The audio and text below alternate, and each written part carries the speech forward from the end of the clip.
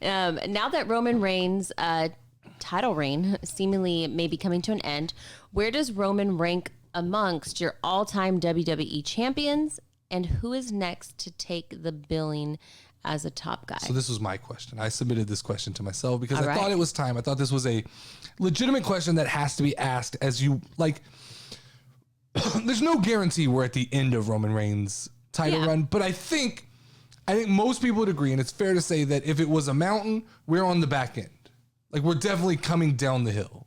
We're on the drop. He definitely doesn't have more time as champion as he does. He's 700 days in or something like that. Yeah, that's crazy. And I don't, when we're going to talk about like, where does he fit as the greatest or as a champion in all time rankings?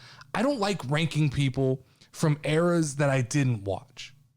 Okay, so somebody will throw something crazy. You will remember Blibly Blib. Well, how are you gonna compare Bruno San? Like, I didn't 1930s. I didn't watch Bruno San Martino. I didn't watch Ric Flair. I didn't watch Macho Man Randy Savage. I honestly didn't watch much Hulk Hogan. So I don't like when I start making these lists. It's almost ignorant for me to speak and like try to put him on a list. I can go off of like what people have told me about Ric Flair. Or what the WWE Network has told me about Ric Flair, or like how many championships he's won. But I don't know. Like, I don't know. I can't grasp how big of a deal Ric Flair was when Ric Flair was Ric Flair. Yeah. So I think it's more fair for me to make a list of the greatest champions of modern wrestling. And modern wrestling, I would go as like Attitude Era forward, when wrestling kind of changed. And if I'm going to base it on that, I think it's real simple. You go 1A and 1B, The Rock and Stone Cold. They're the greatest champions of all time. And you can flip them either way you want. I'm not going to argue if you put Stone Cold The Rock. I'm not going to argue if you put The Rock or Stone Cold. Interchange them how you like. That's what it is. But then it gets dicey after those two. Because it gets dicey because you have a lot of people like Triple H. They think he was a great champion. A lot of people like Edge think he was a great champion. Shawn Michaels, Randy Orton. They're solid picks, but who fits number 3? Stone Cold, The Rock, who's next? My next 3, in no particular order, and I'm going to work through this here, is it's got to be John Cena, it's got to be The Undertaker to me, and then Roman Reigns, no particular order, because I can make an argument for or against all 3 of those guys. I can make an argument for The Undertaker or against The Undertaker. Against The Undertaker, I'll tell you, I had this kind of epiphany the other day was, when was The Undertaker ever the guy? Like the guy in wrestling. He was always a big deal, but he's never been the main event. The John Cena, Stone Cold, The Rock, he was always second fiddle to these guys. And not even second fiddle, he was just an alternate choice, but he's never been the guy. He's never, I don't know, like someone can look this up for me, but has Undertaker ever closed out a WrestleMania? I don't know.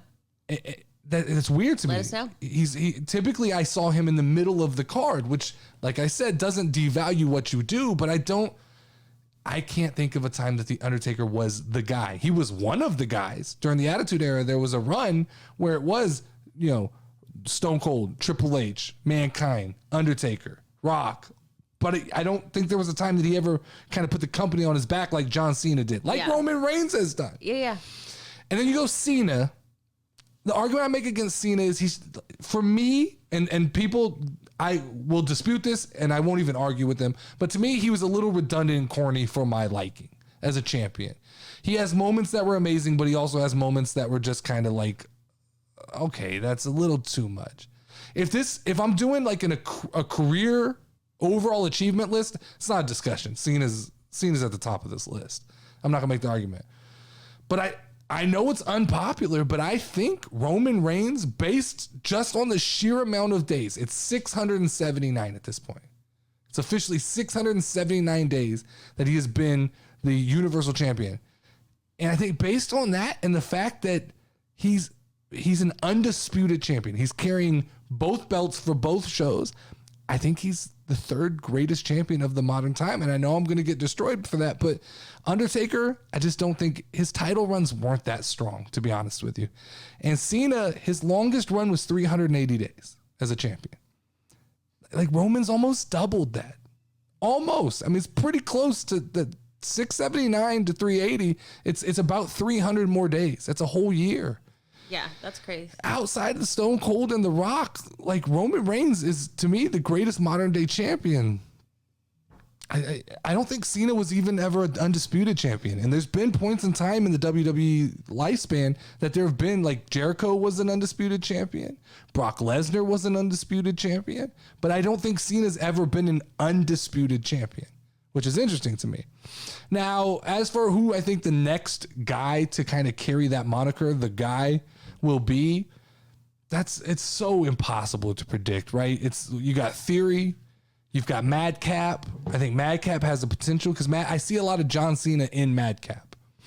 You have Braun Breaker, who I think is a little bit undersized. I know people are big on him, but I think Braun Breaker's a little undersized. Then you have this kid named Parker Bordeaux, and he's not in wrestling, but he's a guy that Paul Heyman pointed out, and I looked him up. This is fucking Brock Lesnar 2.0. This kid looks like he could be Brock Lesnar's son or younger brother, whichever version you want. But like, this kid looks like the real deal. And so he's a Division I football player. And they're saying if he doesn't go to the NFL, he's a shoo-in for either WWE or AEW. Yeah. So keep an eye on that kid.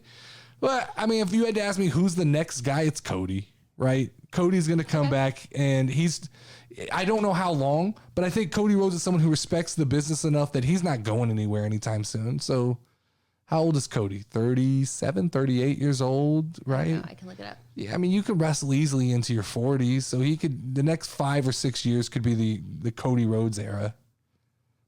I believe that's possible. I believe he'll transition into the next guy. 37. Well, I mean, he could be like Sting and be like 57. Yeah, but Sting's not that guy.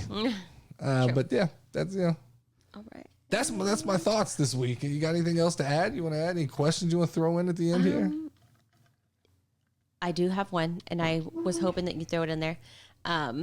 So we watched Carmella fight, right? And I love Carmella. We did was it a bracket? Which are you referring to? The ones based on? They're going to tie it together, but the one we did all 4 of us. Okay, so we did a bracket fights video that posted up on our YouTube about the most attractive wrestler in WWE female. Okay, right? Go ahead. And I wanted it to be to Carmella. You wanted it to be Bianca Belair. I didn't have a. Oh, you wanted it to be Bianca Belair. I don't know that that's true. And Bianca Belair won. Okay.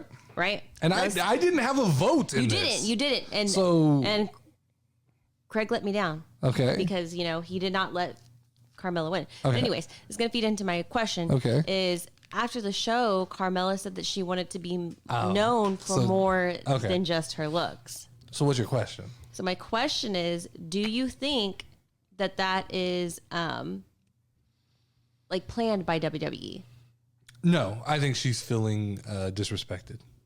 I think 100%. I think Carmella 100% is feeling disrespected, and rightfully so. Like if I'm not joking around, but Carmella's had some decent accomplishments. Names herself the most beautiful woman in wrestling. So you therefore are putting the spotlight on your looks, and you're asking to be known for that. I think that's a little bit of the problem, right? Is that you predicate your whole character on your looks, and then all of a sudden you go, but everybody judges me on my looks. Like you did that. Like that was my question for you. Carmella is a mid-level women's wrestler to me. Beautiful girl. She's so pretty. Whatever. All right. This has been another episode of the Casual Wrestling Community Podcast on the Casual Wrestling. I think we're going to change the YouTube page to call it the Casual Community. So this is on the Casual Community page. Check out. Next week we're doing a video, or this week we're going to do a video on the most attractive male wrestlers, which should be very interesting. Check it out. It will be. That'll be a bracket battle with your brother and his wife. As always, I am the Notorious Nerdy D. That is Level Up Lauren. Go ahead and ring the final bell. Ba-ding.